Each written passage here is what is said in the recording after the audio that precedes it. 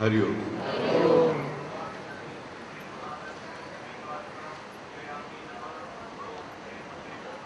दीपावलीच्या सर्वांना शुभेच्छा. आज धनत्रयोदशी.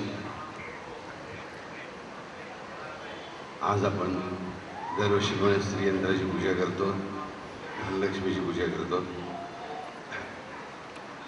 इथे मधोमध आज पहिल्यांदा तुम्ही बघता हे 3 डायमेन्शनल श्रीयंत्र आहे, म्हणजे त्रिमित्यात्मक, त्रिमिती.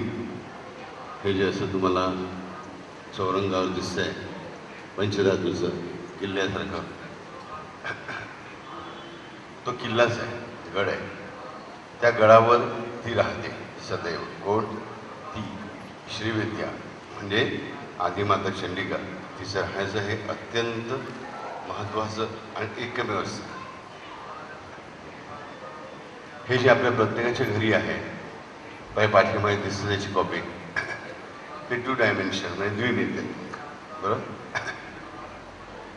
हे यंत्र सांभाळणं, त्याचं पूजन करणं अत्यंत सोपं असतं, म्हणून आपण घरी ठेवतो. तरी त्याच्यामध्ये प्रसूनोत्सवामध्ये झाल्या सहस्रचंडी याग, जप इत्यादी सर्व गोष्टींमुळे श्रीयंत्रामध्ये आणखीन थोडे काही नवीन गोष्टी ॲडिशन करून, नवीन गोष्टी त्याच्याबरोबर संपक्त करून नवीन श्रीयंत्र तुम्हाला प्रत्येकाला मिळेल अशी व्यवस्था मी केलेली आहे. त्यांच्याकडे जुनं आहे, त्यांनी जुनं द्यायचं आणि अर्पण करून नवीन घेऊन जायचं. घेतलं की नाही? Very good. ह्याच्यामुळे काय होणार? त्याच्यामुळे तुम्हाला ते आणखीन सोपं होणार, म्हणजे अधिक प्रभावशील होणार, आणखीन सोपं होणार. आणि आणखीन सोपं झालं, आणखीन प्रभावशील झालं, याचा उपयोग करून घ्यायला पाहिजे. आणि परत आता दरवर्षी तुम्हाला इथे दर्शनासाठी हे 3 डायमेन्शनल श्रीयंत्र असणार आहे.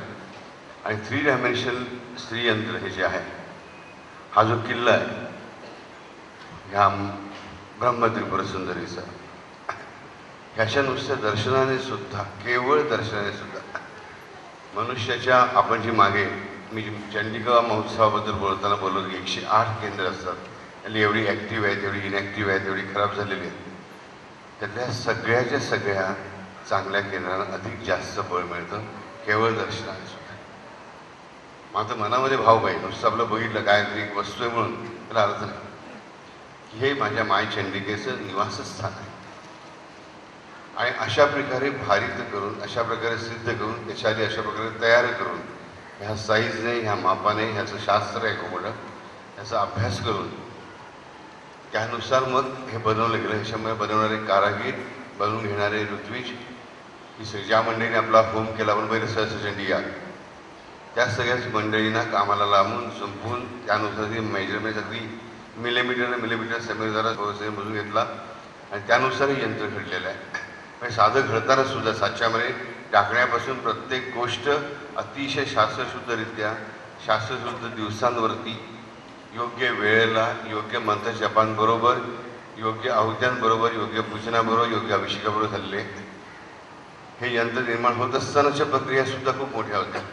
झाल्यानंतर सुद्धा ह्याच्यावर अभिषेक झालेला आहे, तो सुद्धा अतिशय महन्मंगल शंकराचार्यांच्या स्तोत्रांच्या 108 जपाने. आणि ते स्तोत्र फक्त ह्या 3 डायमेन्शन यंत्राचं स्तोत्र आहे. हे जगामधलं, विश्वामधलं एकमेव स्तोत्र असं आहे, कल्याण वृष्टिकर स्तोत्र. नावच म्हणजे काय? कल्याण वृष्टिकर स्तोत्र. हे स्तोत्र नुसतं उच्चारण सुद्धा मनुष्याला कठीण आहे. त्याचा 108 आणि 1008 असे जप करून मग ह्याच्यावर विधिवत संस्कार करण्यात आलेले आहेत. लक्षात घ्या. त्यामुळे ह्याचं हे असं एकमेव गोष्ट आहे, हे श्रीयंत्र, हे एकमेव श्रीयंत्र असं आहे की जे संपूर्णपणे मूळ संकल्पना जी आहे लोपामुद्रेची, आपण मातृभाषामध्ये वाचलेलं आहे, आठवते का?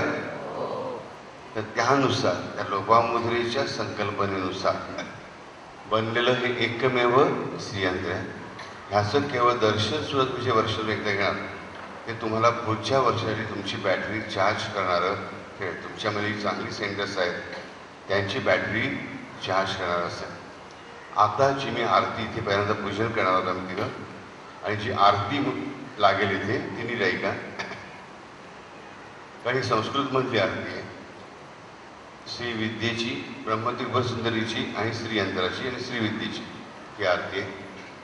ही आरती आता मी करेन, तशीच रात्री जेव्हा आपली महाआरती होईल जेव्हा मी दरवर्षी रात्री दत्तात्रेयांची आरती करतो त्याच्यावर ही आरती करीन आज रात्री. पण ती फक्त वर्षातून 2दाच तुम्हाला ऐकायला मिळेल. म्हणजे धनत्रयोदशीच्या दिवशी दुपारी आणि रात्री. संस्कृत शब्द आहेत त्यामुळे अर्थ नाही कळले काही हरकत नाही. त्यातले काही त्रिपुरांबा, अंबिका, श्रीविद्या बरेचसे शब्द ओळखीचे वाटतील एवढे ऐकायचे, बाकीचे शांतपणे कानाला पळू द्यायचे. आलं शंभर. मनामध्ये भाव हा ठेवायचा की ह्या श्रीविद्येची, ह्या ब्रह्मत्रिपुर सुंदरीची, या आदिमाता चंडिकेची अतिशय श्रेष्ठ अशी संस्कृत आरती आपण ऐकतो आहोत. आणि अरे गदड्यानं काय काय एवढे वर्ष ज्या की आमचा बापू, आमची आई, आमचा मामा करतो याचा अर्थ आम्ही पण ही आरती करतो आहोत. म्हणजे आम्हाला ताट घेऊन उभं राहायची आवश्यकता नाही. समजलं? आमचा बापू करतोय म्हणजे आम्ही करतोच आहोत. समजलं? नक्की? 108%? Very good. ओके, सगळं समजलंय? तर आता परत जेव्हा आरतीनंतर एक शांत चित्ताने श्रीयंत्राकडे बघा. आता बघताना बघा, बसलेले असताना नंतरही बघा. ह्याच्याकडे नुसतं बघणं सुद्धा अतिशय श्रेयस्कर आहे आणि खरोखरच कल्याणवृष्टी कराय.